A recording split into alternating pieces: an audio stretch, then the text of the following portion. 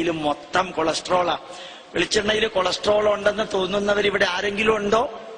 ഓർമ്മിക്കുക, ഒരു vegetable പ്രോഡക്റ്റിലും cholesterol ഇല്ല.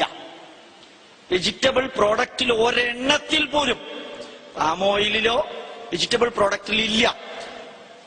അനിമൽ ബേസ്ഡ് പ്രോഡക്റ്റിൽ മാത്രമാണ് കൊളസ്ട്രോൾ ഉള്ളത്. വെണ്ണയിലുണ്ട്, നെയ്യിലുണ്ട്, മുട്ടയിലുണ്ട്, മാംസത്തിലുണ്ട്, മത്സ്യങ്ങളിലുണ്ട്.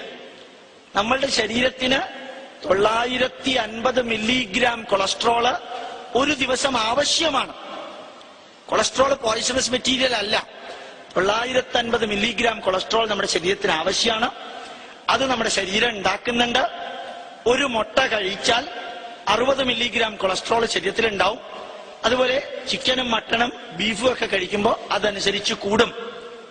കൊളസ്ട്രോളിനുള്ള പ്രത്യേകത, ശരീരത്തിന് കൊളസ്ട്രോൾ ഉണ്ടാക്കാൻ അറിയാം, അതിനെ ഡീകമ്പോസ് ചെയ്യാൻ അറിഞ്ഞൂടാ.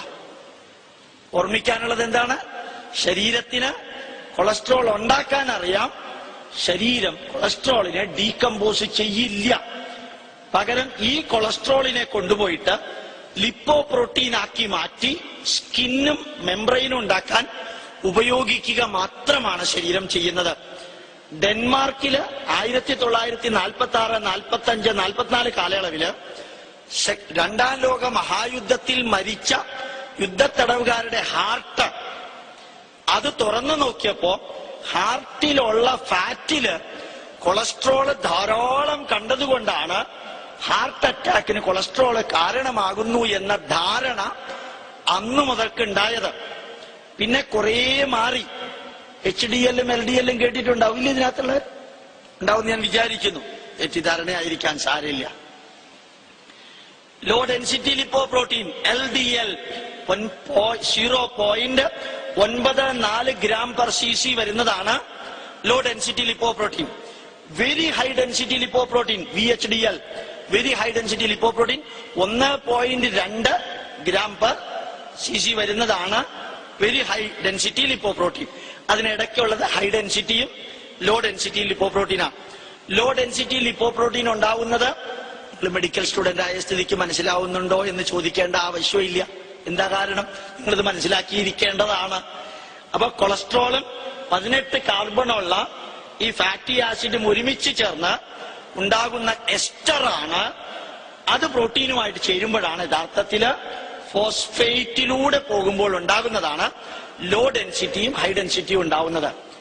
അതില് സാച്ചുറേറ്റഡ് ഫാറ്റാണ് വന്നത് എങ്കിൽ ലിപ്പോ പ്രോട്ടീന്റെ ഡെൻസിറ്റി കുറവായിരിക്കും. അത് മെൽറ്റിംഗ് പോയിന്റ് 40, 41, 42 ആയിരിക്കും പല ഫാറ്റിന്റെയും. അർത്ഥം മനസ്സിലാവുന്നു? ബോഡി ടെമ്പറേച്ചർ എത്രയാണ്? 37.3 ഡിഗ്രി സെൽഷ്യസ്. അപ്പൊ ഫാറ്റിന്റെ മെൽറ്റിംഗ് പോയിന്റ് 40, 41, ബോഡി ടെമ്പറേച്ചർ 37.3. ഈ ഫാറ്റ് ബ്ലഡിൽ എങ്ങനെ ഇരിക്കും? സോളിഡ് ആയിട്ട്, ഗ്ലോബ്യൂൾ ആയിട്ടിരിക്കും. ഇതാണ് എവിടെയെങ്കിലും ചെന്ന് ബ്ലോക്ക് ആക്കുന്നത്. അതുകൊണ്ട് നമ്മൾ കഴിച്ചിരുന്ന ഒരു എണ്ണയ്ക്ക് മാത്രം നല്ല എന്ന് പേരുള്ള ഒരു എണ്ണയുണ്ട്. ഏതാത്? നല്ല എണ്ണ. ശരീരത്തിന് ഉത്തമമായിട്ടുള്ള എണ്ണ ഏതാണ്? നല്ല എണ്ണ.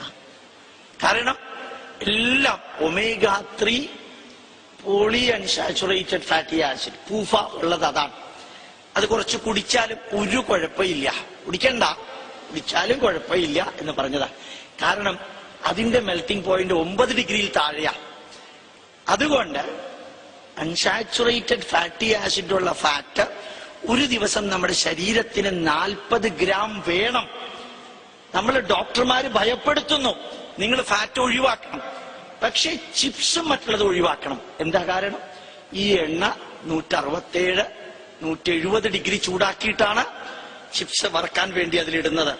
അതിൽ വെള്ളവും ഉപ്പും കൂടി ചേരുമ്പോ പെറോക്സൈഡ്സും ഹൈഡ്രോ പെറോക്സൈഡ്സും ഉണ്ടാവും. അത് ക്യാൻസർ വരുത്തുന്നുള്ളത് ഉറപ്പാണ്. അതുകൊണ്ടാണ് ഈ ഹൈഡ്രോ പെറോക്സൈഡ്സും പെറോക്സൈഡ്സും ഉണ്ടാവാൻ സാധ്യതയുള്ള ചുട്ടെണ്ണ എന്ന് കേട്ടിട്ടുണ്ടോ? ഒരിക്കൽ വറുത്ത് കഴിഞ്ഞുള്ള എണ്ണയ്ക്ക് എന്താ പറയാ? ഒരിക്കൽ പപ്പടമൊക്കെ വറുത്ത് കഴിഞ്ഞ എണ്ണയ്ക്ക് ഒരു 5 ദിവസം ഒരേ എണ്ണ ഉപയോഗിച്ച് നിങ്ങൾ പപ്പടം കാച്ചാം. എന്നിട്ട് 2 ദിവസം അതിൽ വെക്കാം. എന്നിട്ട് ഒരു 2 ഗ്രാം എടുത്ത് ഒരു കോഴിക്ക് കൊടുക്കാം. 5-ാമത്തെ മിനിറ്റ് കോഴി ചത്തിരിക്കും. സംഭവം മനസ്സിലായി? കാരണം പെറോക്സൈഡ്സും ഹൈഡ്രോപെറോക്സൈഡ്സും ആണ് അതിനകത്ത് ഉണ്ടാവുക. അതുകൊണ്ട് നമ്മൾ അൺസാച്ചുറേറ്റഡ് ഫാറ്റി ആസിഡും തിരിച്ചറിയാതെ രോഗികളെ പലപ്പോഴും ഭയപ്പെടുത്താറുണ്ട്. വെണ്ണയില് ധാരാളം കൊളസ്ട്രോൾ ഉണ്ട്. വെണ്ണ വെജിറ്റേറിയൻ പ്രൊഡക്റ്റ് അല്ല. അതുപോലെ നെയ്യിലും ധാരാളം കൊളസ്ട്രോൾ ഉണ്ട്. കാരണം വെണ്ണയിൽ നിന്ന് വരുന്ന സാധനം തന്നെയാണ്. കൊളസ്ട്രോള് ആ രീതിയിലാണ് ഉള്ളത്. ഇപ്പോ വെളിച്ചെണ്ണയിൽ കൊളസ്ട്രോൾ ഇല്ല എന്ന് പറഞ്ഞതും അത് ഉണ്ടെന്ന് പറഞ്ഞത് ആരാണ്? അമേരിക്കൻ ഓയിൽ കെമിസ്റ്റ് സൊസൈറ്റിയിലെ അംഗങ്ങളാണ് വെളിച്ചെണ്ണയില് കൊളസ്ട്രോൾ ഉണ്ടെന്ന് പറഞ്ഞത്. പിന്നെ എന്തിനാ അവര് അല്ലെന്ന് പറഞ്ഞത്? അമേരിക്കൻ കോടതിയിലേക്ക് പലരും പോയി.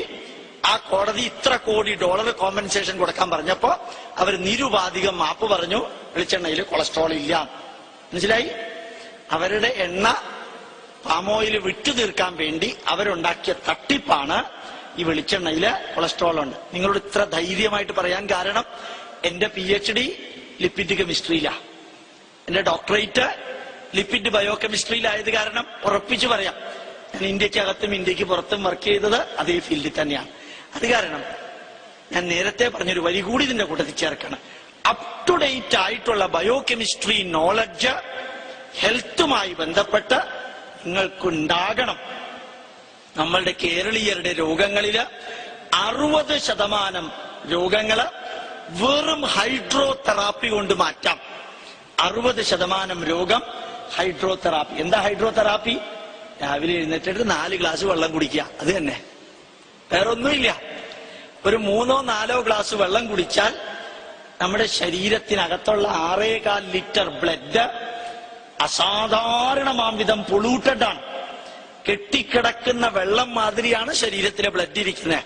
അതിനെ പ്യൂരിഫൈ ചെയ്യാൻ എന്തെങ്കിലും വഴി നിങ്ങൾ കണ്ടുപിടിച്ചിട്ടുണ്ടോ? ശരീരത്തിന്റെ പുറത്ത് 27 പ്രാവശ്യം കുളിച്ച എഫക്റ്റ് കിട്ടുന്ന ജീവ സോപ്പ് തേച്ച് കുളിക്കാം. അകത്തെന്ത് ചെയ്യും? ഈ അകത്തെങ്ങനെ ക്ലീൻ ചെയ്യും?